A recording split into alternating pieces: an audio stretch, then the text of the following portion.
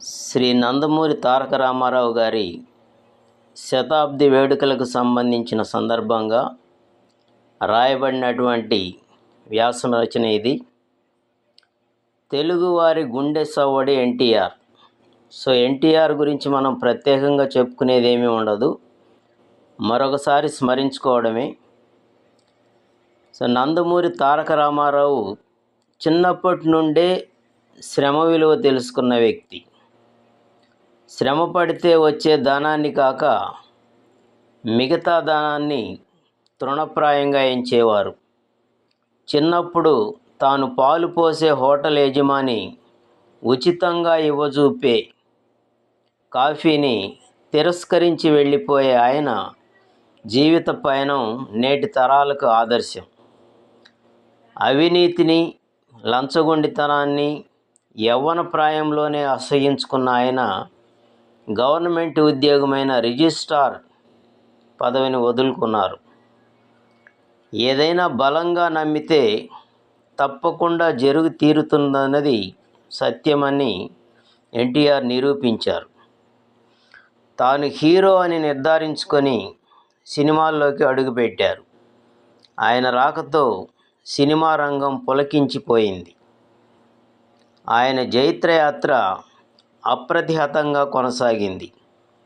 జానపద వీరునిగా ఆంధ్రప్రదేశ్ని ఆయన ఉర్రూతలూగించారు. కళల రాజకుమారుడంటే ఇలా ఉంటాడు అని కవుల, కన్నెల కళలకు రూపాన్ని ఇచ్చాడు. పల్లెటూరి పిల్ల చిత్రంలో పోట్లగిత్తతో పోరాటానికి దిగి నిజమైన హీరోయిజం చూపించారు. దేవుళ్ళ పాత్రలో ఒదిగిపోయారు. కృష్ణుడి వేషంలో జనాలను సమ్మోహనపరిచారు. రాముడి పాత్రలో జీవించారు. వెంకటేశ్వరుడి పాత్రలో వెలిగిపోయారు. అందరూ ప్రతినాయక పాత్రలుగా భావించిన పురాణ పురుషుల పాత్రల్లో చెలరేగిపోయారు. దుర్యోధన్ని సుయోధనిగా మార్చారు. రావణుడనే అసుర పాత్రను శివభక్త రావణ బ్రహ్మగా మార్చేశారు. రామారావు అంటే ఒక వ్యక్తి కాదు, శక్తి అని నిరూపించారు. దుర్మార్గుల ఆట కట్టించే నాయకునిగా సాంఘిక పాత్రల్లో అలరించారు. హాస్యరసాన్ని పండించారు. వీరత్వాన్ని పోషించారు. రసమయమైన పాత్రలతో రక్తి గట్టించారు. దానవీర సూరకర్ణ చిత్రంతో తన దర్శకత్వ ప్రతిభను చాటారు. పురాణ పాత్రలకు ప్రాణప్రతిష్ఠ చేసి సాంఘిక పాత్రలకు సొగసులద్దారు. ఎన్టీఆర్లోని హీరో కేవలం సినిమా తెరకే పరిమితం కాలేదు. కళల అంతిమ లక్ష్యం సమాజహితమే అని ఎరిగి రాయలసీమలో 1957 సమయంలో తీవ్రమైన కరువు ఏర్పడినప్పుడు 22 రోజుల పాటు ఒక బృందంతో రాష్ట్రమంతటా పర్యటించి నిధులు సేకరించి ప్రజలను ఆదుకున్నారు. ప్రజలకు సేవ చేయాలన్న తపన ఆయనలో అంతర్లీనంగా ఉండేది. దాదాపు 60 సంవత్సరాల వయసులో 1982 సంవత్సరం మార్చిలో ఆయన అశేష అభిమానుల మధ్య రాజకీయ రంగ ప్రవేశం చేసి తెలుగుదేశం పార్టీని స్థాపించారు. ఆయన విజయయాత్ర అప్పటి నుంచి మరో దిక్కున కొనసాగింది. తెలుగుదేశం పార్టీ రాకతో రాజకీయ ముఖచిత్రమే మారిపోయింది.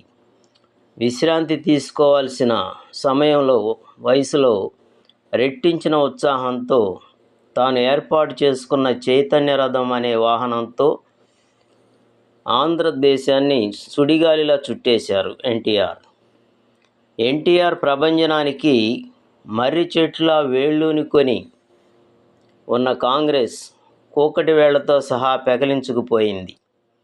ఎన్టీఆర్ను అపర కృష్ణునిగా, రామునిగా ఆరాధించే ప్రజలు దేవుడే గుడిని వీడి తమ చెంతకు వచ్చాడని పులకించిపోయి పూలదండలతో, మంగళహారులతో ఆశీర్వదించి ముఖ్యమంత్రిని చేశారు.